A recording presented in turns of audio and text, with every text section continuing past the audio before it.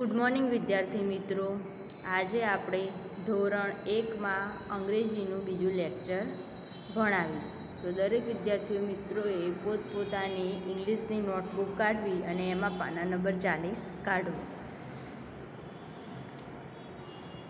કાઢવી દરેક વિદ્યાર્થી મિત્રોએ. તો હવે એમાં જુઓ, મૂળાક્ષરો ઉપર હેડિંગ છે. મૂળાક્ષરો પરથી અહીં ચિત્રો આપ્યા છે તે દોરતા શીખો. બીજા અક્ષરો પરથી તમારી જાતે ચિત્રો બનાવો. હવે મેં તમને આના પહેલાં જે લેક્ચર હતું એની અંદર મેં તમને શીખવાડ્યું હતું કે રેખાંકિત મૂળાક્ષરો ભૂંટીને અહીં આપેલા ચિત્રો પૂરા કરો અને ચિત્રમાં રંગ પૂરો. એટલે ચિત્ર આપેલું હોય એમાં મૂળાક્ષરો છુપાયેલા હોય. એ મૂળાક્ષરો શોધી એની અંદર તમારે લીટી કરવાની અને મૂળાક્ષર ઓળખવાનું. હવે તમને અહીંયા મૂળાક્ષર પહેલાં આપી દીધેલું હશે અને એના ઉપરથી તમારે ચિત્ર બનાવવાનું છે. તો હું પહેલાં તમને ચિત્ર બનાવતા શીખવાડું, મૂળાક્ષર પરથી ચિત્ર બનાવતા શીખવાડું, એ તમે ધ્યાનથી શીખજો. તો ચલો વિદ્યાર્થી મિત્રો, હવે આ કયું મૂળાક્ષર છે? બી. હવે બી ઉપરથી આપણે ચિત્ર દોરવાનું છે અને પછી તમારે તમારી જાતે આ રીતે ચિત્ર દોરી અને એમાં રંગ પૂરવાનો અને બીજા ચિત્રો પણ આ રીતે દોરવાના. તો પહેલું છે બી, બરાબર? આ રીતે બી લખવાનું. પછી બીજું ચિત્ર છે, બીજો ભાગ છે. આ 5 ભાગમાં કરેલ, 5 ભાગમાંથી છેલ્લા ભાગમાં આખું પૂરું ચિત્ર બનશે. એટલે ધીમે ધીમે તમારે બનાવવાનું ચિત્ર. પહેલા ભાગમાં એટલું બી, પછી બીજા ભાગમાં થોડું બીજું, ત્રીજા ભાગમાં થોડું ત્રીજું, ચોથા ભાગમાં થોડું ચોથું અને 5મા ભાગમાં આખું ચિત્ર પૂર્ણ કરવાનું. એમ 5 ભાગ કરી અને 5 ભાગની અંદર ચિત્ર પૂર્ણ કરવાનું. તો હવે આપણે પહેલું જોઈએ બી. આ રીતે બી કરવાનું. પછી બીજામાં આ રીતે બી કરવાનું. પછી અહીંયા નાક દોરવાનું. આ કાર્ટૂનવાળું ચિત્ર છે અને અહીંયા નાના લીટા કરવાના બીની નીચે. પછી આ રીતે બી કરી અહીંયા નાના 2 લીટા કરવાના અને અહીંયા નાક દોરવાનું અને અહીંયા એક આંખ દોરવાની.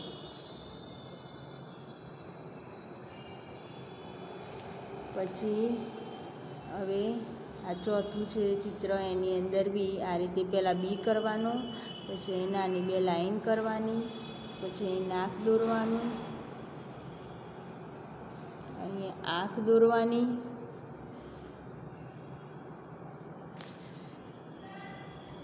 ફરીથી વિદ્યાર્થી મિત્રો આપણે ચોથું ચિત્ર જોઈશું. આ રીતે બી કરી અને આ રીતે આંખ દોરવાની અને કાન દોરવાના અને આ રીતે 2 લીટી કરવાની. અહીંયા 2 લીટી કરવાની. પછી આમ કરીને આમ માથાનો શેપ આપવાનો અને અહીંયા કાન દોરવાના અને અહીંયા લીટી કરી દેવાની. હવે આ છેલ્લા ચિત્રમાં આ રીતે બી બનાવવાનો, પછી આંખ દોરવાની,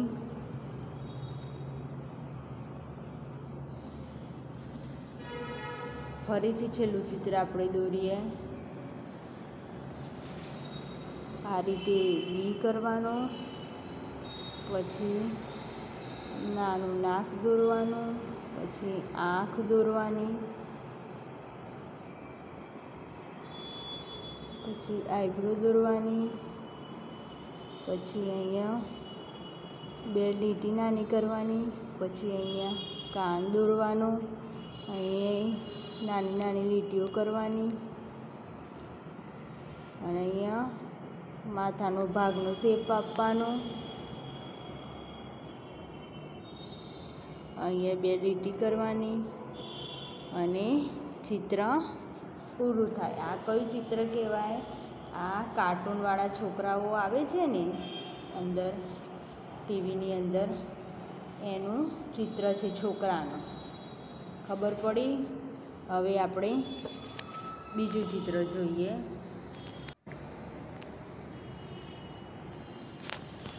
હવે આ કયો મૂળાક્ષર છે? એચ. કયો છે? એચ. હવે આ એચને આ રીતે દોરી અને પછી બીજું આમ બીજા ભાગમાં આ રીતે કરવાનું. આ બીજું કહેવાય. આ પહેલો, આ બીજો. હવે ત્રીજું સમજાવું. આ ત્રીજું. હવે એ રીતે આ રીતે એચ કરવાનો, પછી આ રીતે, પછી આમ કરવાનું, અડધું રાઉન્ડ કરવાનું, ભેગું કરીને બીજું અડધું રાઉન્ડ, પછી અહીંયા આમ અડધો ગોળ કરવાનો, અહીં ઉપર અડધો ગોળ કરવાનો. પછી ચોથું ચિત્ર છે એની અંદર આ રીતે એચ કરવાનો, પછી આમ અડધું રાઉન્ડ કરવાનું, અડધું આમ અડધું અને આમ અડધું, એટલે બે પૂરા રાઉન્ડ થયા. પછી આમ આમ કરી અને ટોપી જેવું બનાવવાનું. પછી અહીંયા પાંચમા ચિત્રમાં એચ કરવાનો, પછી અડધું રાઉન્ડ અને આ અડધું એટલે પૂરું રાઉન્ડ, અહીંયા અડધું રાઉન્ડ ને અહીંયા અડધું એટલે પૂરું રાઉન્ડ, અને પછી આમ કરીને બે ડિઝાઇન કરવાની ટોપીની, બે લાઈન, એટલે મસ્ત ટોપી બની જાય. એટલે ટોપીના શેપમાં એચ મૂળાક્ષર બતાવે. હવે પહેલાં ચિત્રની અંદર કાર્ટૂનવાળા છોકરાની ચિત્રમાં બી બતાવ્યો, અને અહીંયા બીજી મૂળાક્ષરમાં એચ જે બીજો મૂળાક્ષર છે એના દ્વારા ટોપીવાળું ચિત્ર આપણે શીખ્યા, કેપવાળું. હવે આપણે ત્રીજું ચિત્ર જોઈએ.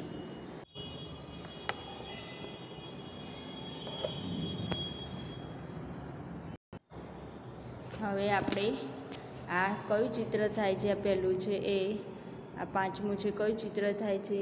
આ કયું મૂળાક્ષર છે? એફ. હવે એફના દ્વારા ચિત્ર બનાવવાનું છે આપણે. તો હું તમને પહેલાં ચિત્ર બનાવતા શીખવાડું. આ રીતે એફ કરવાનું, પછી બીજા ચિત્રમાં આ રીતે એફ કરવાનું, પછી અહીંયા નાનું અડધું રાઉન્ડ કરવાનું, એ નાક બન્યું. પછી આમ બે નાના લીટા કરવાના, પછી પાછો એક એફ કરવાનો, પછી અહીંયા આંખ દોરવાની, અહીંયા આઈબ્રો કરવાની, અહીં નાક કરવાનું, અહીંયા કાન કરવાના, અને બે લીટી નાની કરવાની. હવે ચોથું ચિત્ર જોઈએ. હવે આ રહ્યું ચોથું. એમાં પહેલાં એફ કરવાનું, પછી આંખ દોરવાની, પછી આઈબ્રો, પછી આ રીતે કાન દોરવાના,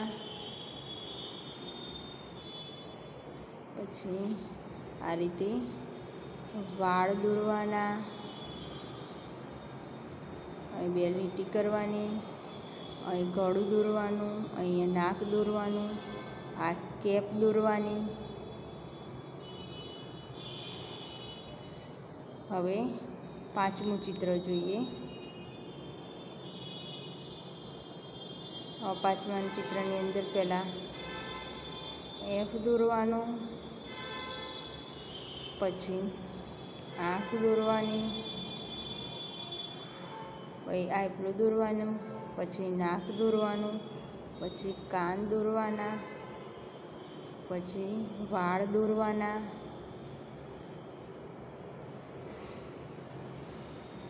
પછી આ રીતે બે નાની લાઈન કરવાની, પછી અહીં ગળું દોરવાનું, પછી અહીંયા ટોપી દોરવાની,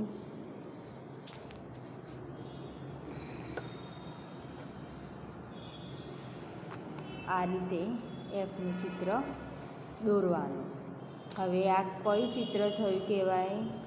આ એક છોકરો કે છોકરી હોય, કાર્ટૂનવાળો છોકરો હોય ને, હા,